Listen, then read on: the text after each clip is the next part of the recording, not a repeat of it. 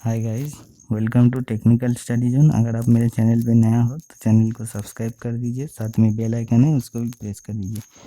पिछले कुछ दिनों से हम लोग CITS 2018 का जो सेमेस्टर का क्वेश्चन पेपर है, फर्स्ट सेमेस्टर सेकंड सेमेस्टर का, उसके ऊपर हम लोग डिस्कस कर रहे थे। तो पिछला वीडियो में आप देख सकते हैं fitter Turner machinist MMTM machinist grinder का क्वेश्चन पेपर हम डिस्कस किए हैं, और उसका जो PDF का लिंक है वो हम उसके हर वीडियो का डिस्क्रिप्शन में दे दिए हैं। तो फीटर का जो सेकेंड सेमेस्टर का हम लोग क्वेश्चन शुरू किए थे, उसका 25 क्वेश्चन हम लोग पिछला वीडियो में डिस्कस किए थे। तो आज हम लोग 26 क्वेश्चन से 50 क्वेश्चन तक डिस्कस करेंगे। तो चलिए शुरू करते हैं। आज हम लोग का 26 नंबर क्वेश्चन है।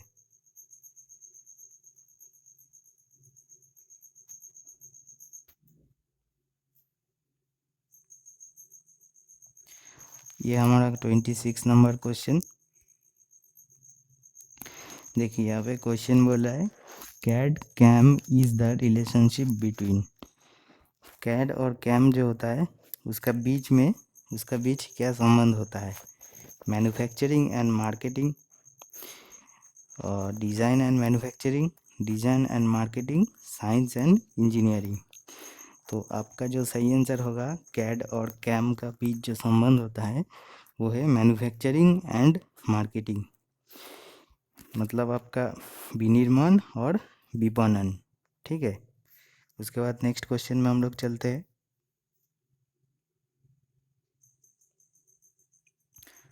क्वेश्चन नंबर 27 देखिए, no go gauge is designed for. No go gauge को डैश के लिए डिजाइन किया जाता है। विदाउट एनी स्पेसिफाइड कंडीशन, किसी भी निर्दिष्ट अवस्था के बिना। Without attaching any importance to them. Maximum possibility, अधिकतम संभावना। मैक्सिमम इम्पॉसिबिलिटी, अधिकतम बाध्यता। तो नो गेज जो हमारा होता है मैक्सिमम इम्पॉसिबिलिटी, मतलब अधिकतम बाध्यता के लिए हम लोग नो गेज को डिजाइन करते हैं। उसके बाद नेक्स्ट क्वेश्चन में हम लोग चलते हैं। 28 नंबर क्वेश्चन देखिए, total grade of tolerance in BIS system. BIS system में टॉलरेंस कितना ग्रेड का होता है? 20, 18, 16, 14। तो BIS में आपका जो टॉलरेंस ग्रेड होता है total 18 grade, 18 grades of tolerance.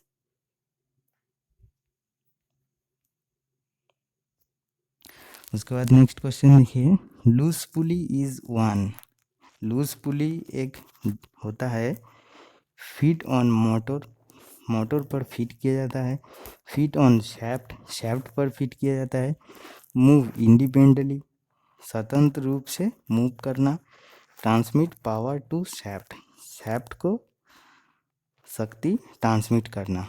तो लूज पुली जो हमारा होता है मूव इंडिपेंडेंटली, मतलब आपका स्वतंत्र रूप में मूव करता है, वो जो हमारा होता है लूज पुली। उसके बाद नेक्स्ट क्वेश्चन देखिए, find the odd one out. विषम को चुनिए। यहाँ पे कौन सा चीज़ आपको ऑड लग रहा है? Thread gauge, plug gauge, ring gauge, depth dial gauge. तो यहाँ पे आपका जो सही आंसर होगा डेप्थ डायल गेज। तो डेप्थ डायल गेज देखिए, ये आपका हो गया डेप्थ मापने का जो डायल गेज होता है वो हो गया। और thread plug gauge, thread gauge देखिए, थ्रेड आपका जो चूड़ी होता है उसको चेक करने के लिए। प्लग गेज जो होता है आपको आपका मतलब कोई भी इंटरनल डायमीटर को चेक करने के लिए। और रिंग गेज जो होता है आपका एक्सटर्नल डायमीटर को चेक करने के लिए। तो thread gauge, ring gauge, plug gauge, ठीक है, ये सब सेम कैटेगरी में पड़ता है, लेकिन डायल डेप्थ गेज जो होता है वो आपका दूसरा कैटेगरी में आ जाता है। तो इसीलिए ऑड आपको डेप्थ डायल गेज होगा।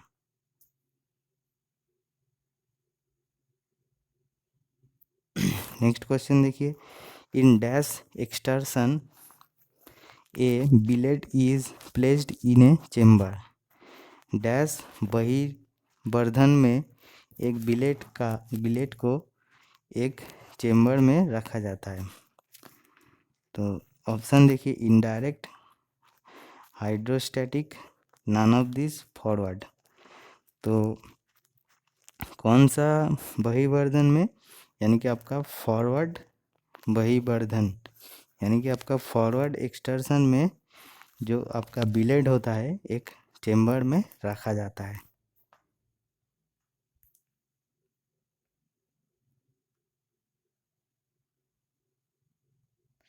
उसके बाद नेक्स्ट क्वेश्चन देखिए, as the thickness of sheet is increased the clearance need will also.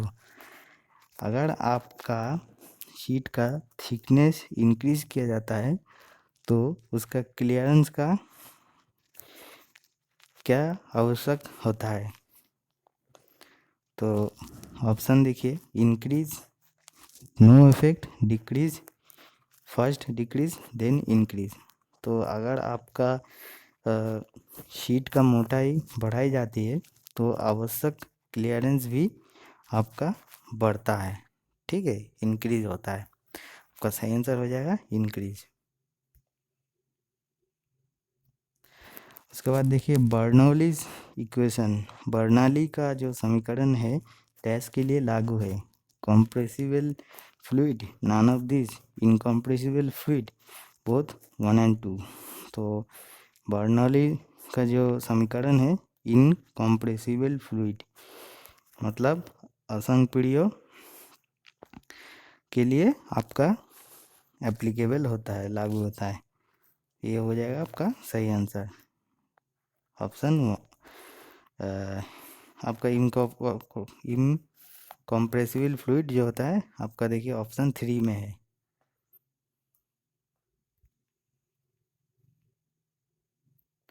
उसके बाद नेक्स्ट क्वेश्चन देखिए, external taper can be accurately measured with the help of. बाहरी टेपर को डैश के सहायता से सटीक रूप से मापा जा सकता है। Combination set, precision ball and height gauge, dividing head, sine bar and slip gauge. तो बाहरी जो टेपर होता है आप sine bar and slip gauge की सहायता से सटीक रूप में माप सकते हैं। उसके बाद नेक्स्ट क्वेश्चन देखिए, what is the shortcut key to combine the selected object.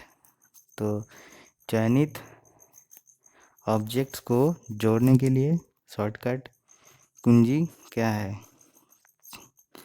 तो आपका यहाँ पे आंसर होगा Ctrl+L। उसके बाद आप नेक्स्ट क्वेश्चन देखते हैं,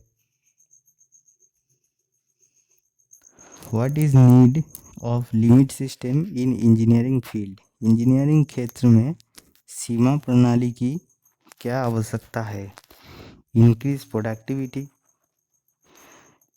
मतलब आपका उत्पादकता बढ़ाना, avoid use of precision instrument,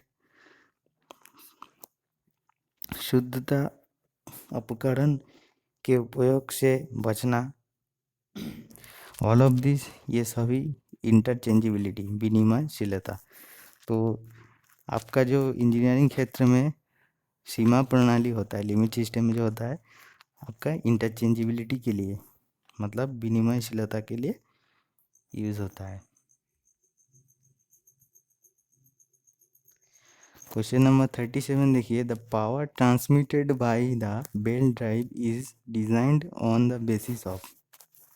belt drive द्वारा ट्रांसमिट किए जाने वाले शक्ति को डैश के आधार पर डिजाइन किया गया है।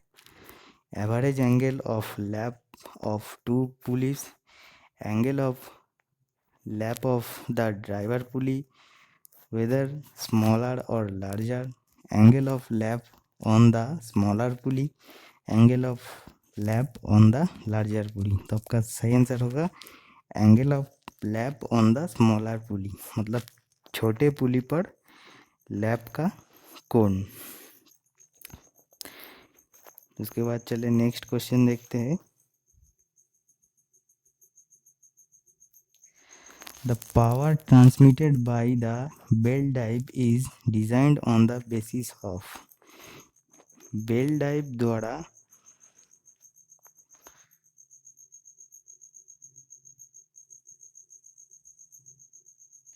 आपका दोनों क्वेश्चन जो है आपका सेम क्वेश्चन दिया गया है। तो चलिए इसको हम लोग स्किप करते हैं, नेक्स्ट क्वेश्चन में चलते हैं।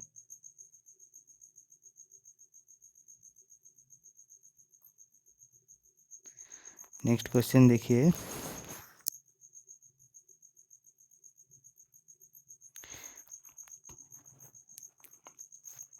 39 नंबर क्वेश्चन, जिसमें बोल रहा है the surface roughness on A drawing is represented by. एक ड्राइंग पर सतह की खुरदर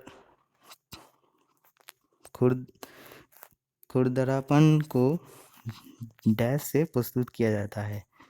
तो आपका सही आंसर देखिए ऑप्शन है square, circle, zigzag line, triangle.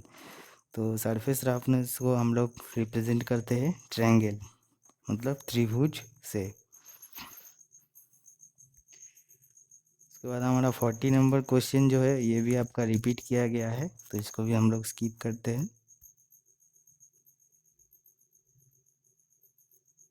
41 number question देखिए, the use of A plug gauge is. Plug gauge को इस्तेमाल किया जाता है किस कारण के लिए? टू मेजर एंगल, कोण को मापने के लिए। टू मेजर स्फेरिकल होल्स, गोलाकार छिद्रों के मापने के लिए। To measure screw threads, screw threads को मापने के लिए। To measure cylindrical boards. ये होगा आपका सही answer, to measure cylindrical boards, मतलब बेलनाकार बोरों को मापने के लिए हम लोग प्लग गेज यूज़ करते हैं उसके अंदर डाल के।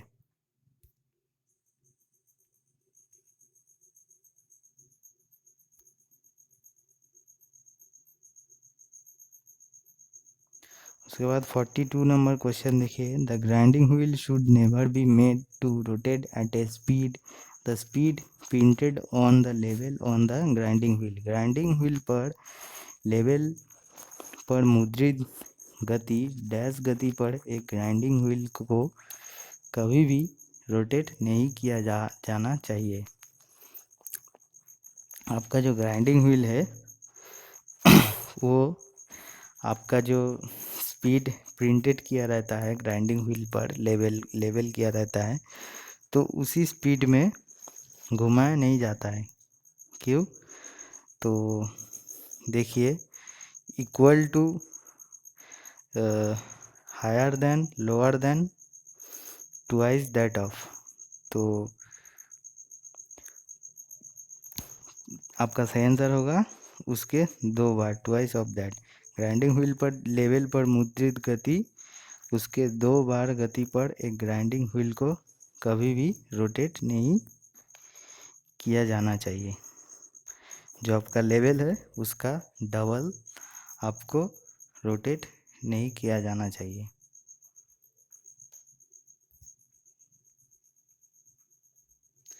नेक्स्ट क्वेश्चन देखिए, the heat treatment process which improves machinability is called. तो कौन सा हीट ट्रीटमेंट प्रोसेस है जो आपको मशीन की योग्यता को सुधारती है? Annealing, normalizing, short peening, hardening. तो आपका सही आंसर होगा एनेलिंग। उसके बाद नेक्स्ट क्वेश्चन देखिए,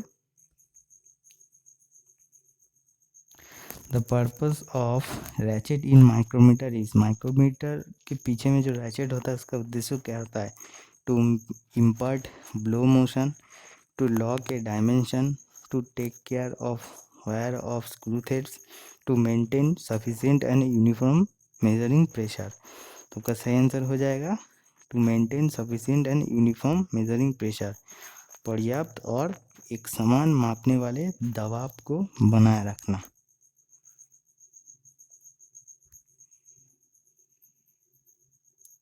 उसके बाद नेक्स्ट क्वेश्चन देखिए, the difference between the higher limit and lower limit of size is known as.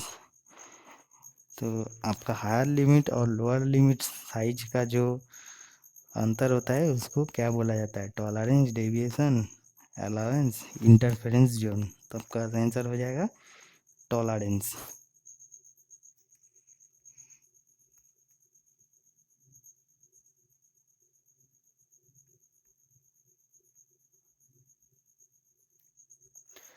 Forty six number question देखिए, value of one thimble scale division in metric micrometer is. Metric micrometer के thimble पर जो division रहता है scale का, तो उसका एक डिवीजन का वैल्यू कितना होता है? 0.01 mm, 1 mm, 0.02 mm, 0.5 mm। तो हमारा जो लिस्ट काउंट होता है उसी का एक डिवीजन जो होता है हमारा थिम्बल का एक डिवीजन होता है, तो 0.01 हो जाएगा हमारा सही आंसर।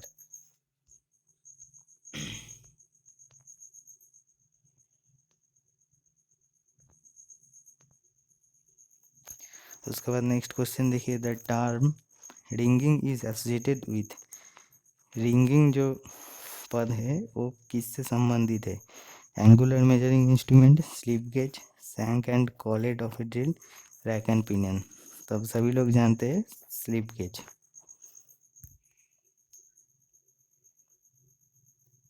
उसके बाद नेक्स्ट क्वेश्चन देखिए, the process of cutting a flat sheet to the desired shape is known as. वंचित आकार में एक फ्लैट शीट काटने की प्रक्रिया को जाना जाता है ब्लैंकिंग, ट्रिमिंग, स्लिटिंग, क्रिम्पिंग।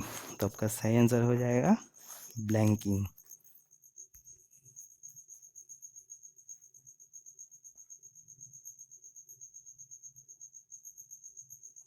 उसके बाद 49 नंबर क्वेश्चन देखिए, the ratio of maximum displacement deviation to the full scale deviation of the instrument is called. अधिकतम विस्थापन विचलन और यंत्र के पूर्ण पैमाने पर विचलन का अनुपात कहलाता है। Precision, linearity, static sensitivity, accuracy. तो आपका सही आंसर हो जाएगा लिनियरिटी, मतलब रैखिकता। उसके बाद हमारा लास्ट क्वेश्चन देखते हैं,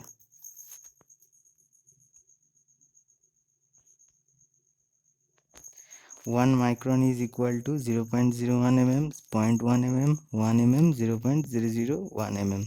1 micron is equal to 0.001 mm।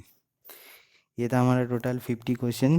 तो इसका पीडीएफ का लिंक आपको डिस्क्रिप्शन में मिल जाएगा, वहाँ से जाके आप डाउनलोड कर सकते हैं। और अगर आपको वीडियो अच्छा लगे तो लाइक कर दीजिए और शेयर कर दीजिए, और कमेंट्स में आपका मन का कुछ सवाल है, अगर कोई आंसर आपको कंफ्यूज लगता है तो आप कमेंट्स में लिखिए। ठीक है, चलिए।